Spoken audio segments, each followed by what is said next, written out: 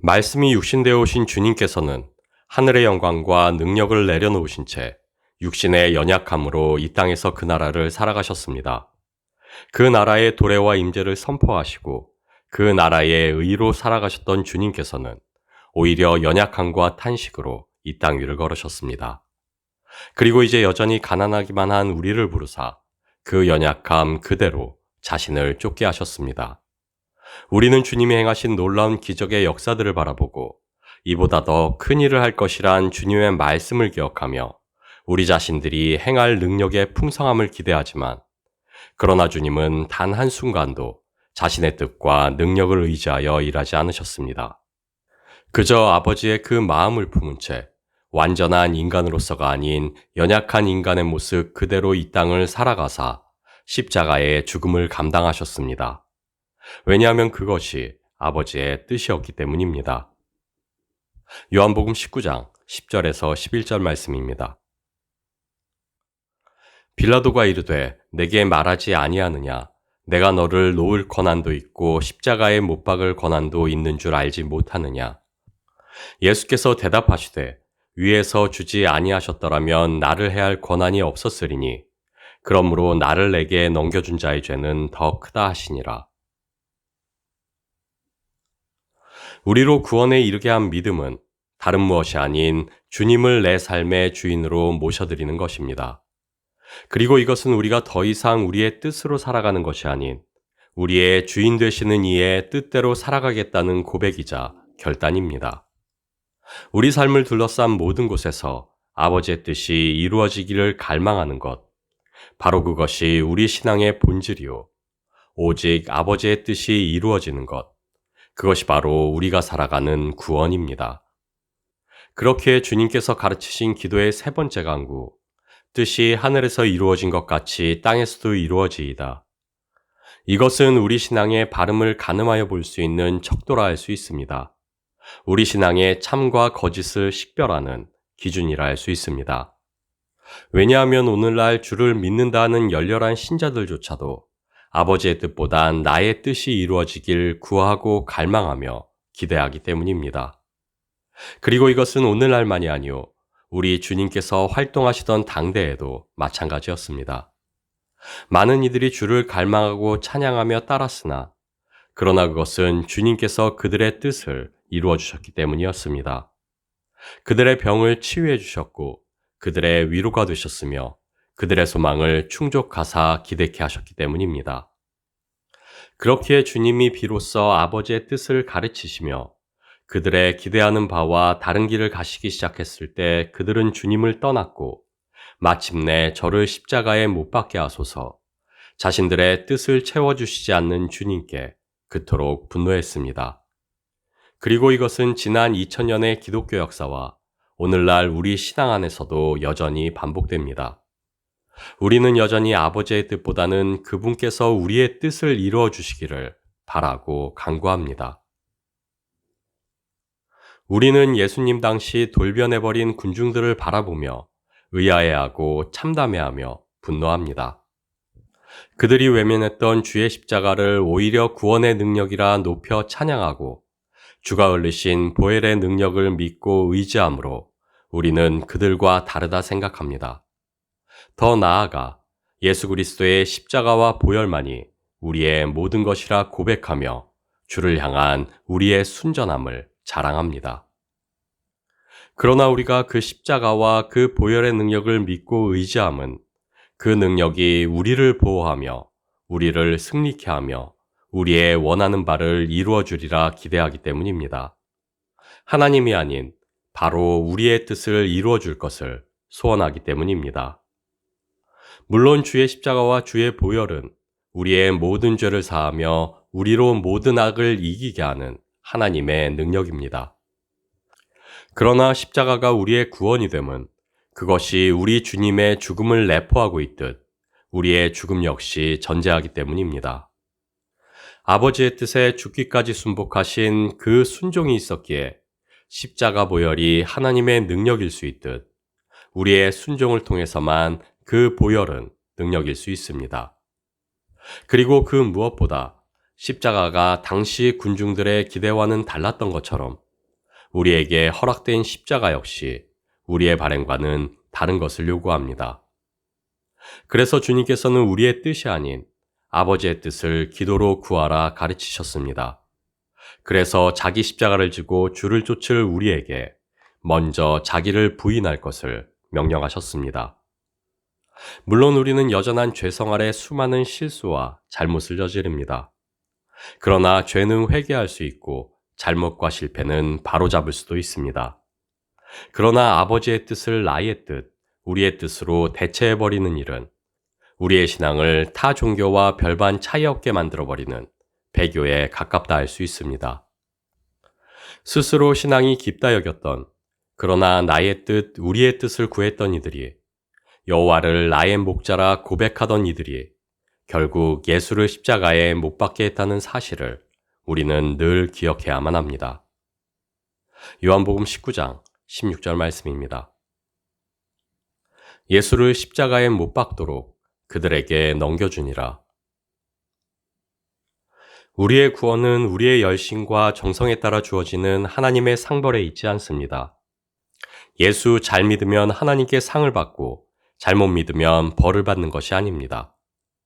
죽음이라는 다급한 상황에 처한 우리를 살리시고 멸망으로 치달아가는 위기에서 우리를 건져내기 위한 것이 바로 구원이기 때문입니다.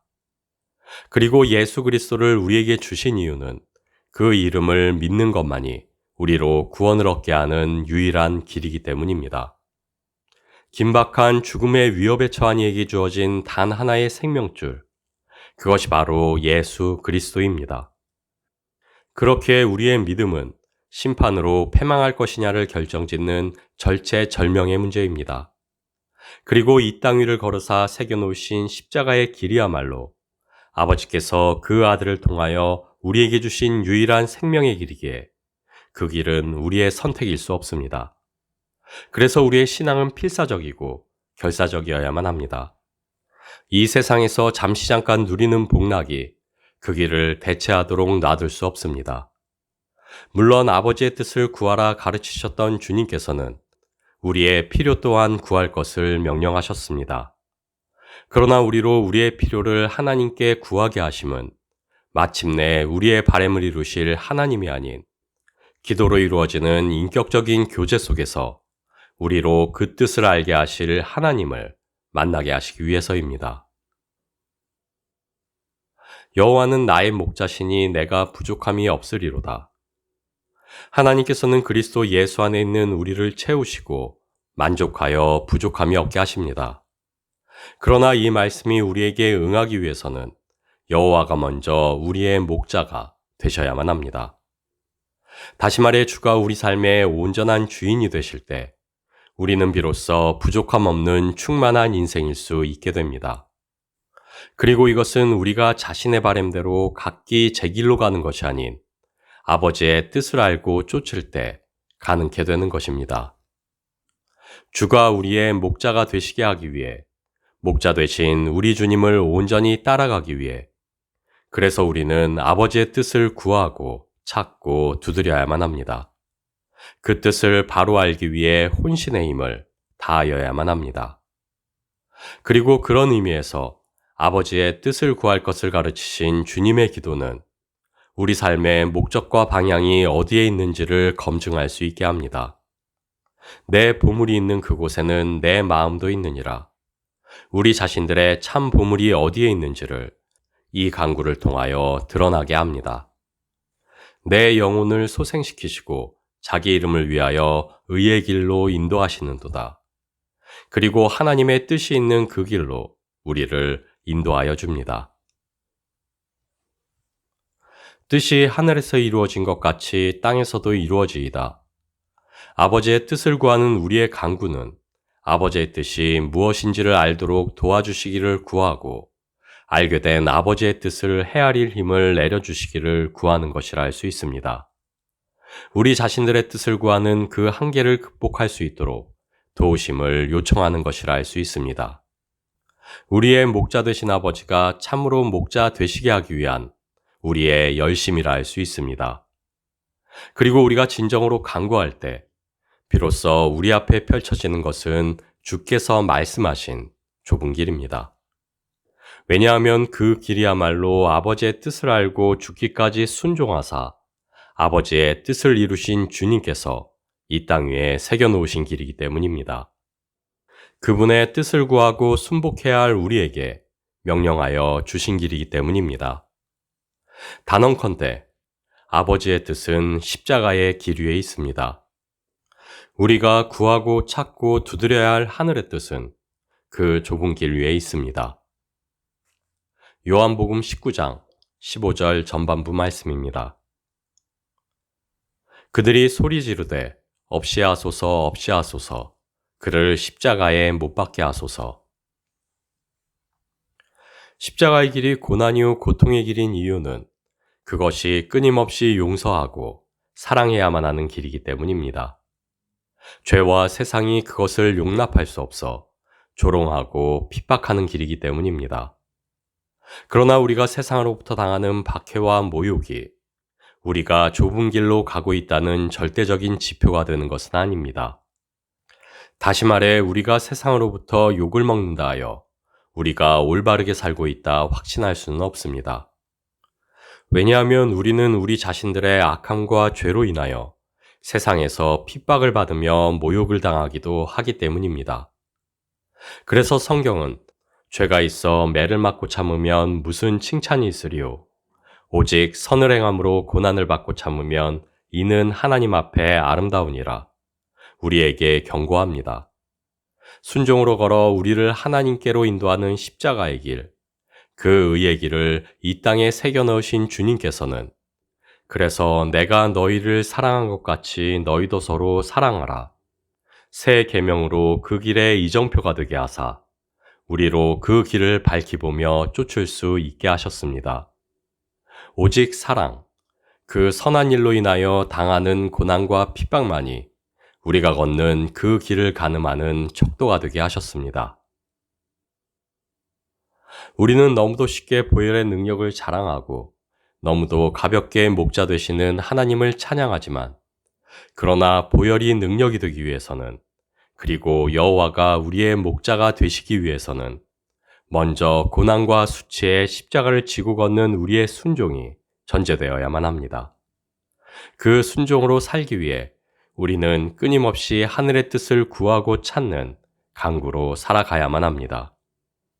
그리고 하늘의 뜻을 구하고 찾는 자가 발견하여 이르게 되는 곳은 결국 십자가의 길일 수밖에 없습니다. 사랑으로 인내하고 사랑으로 용서하며 용납하는 길일 수밖에 없습니다. 왜냐하면 하나님은 사랑이시기 때문입니다.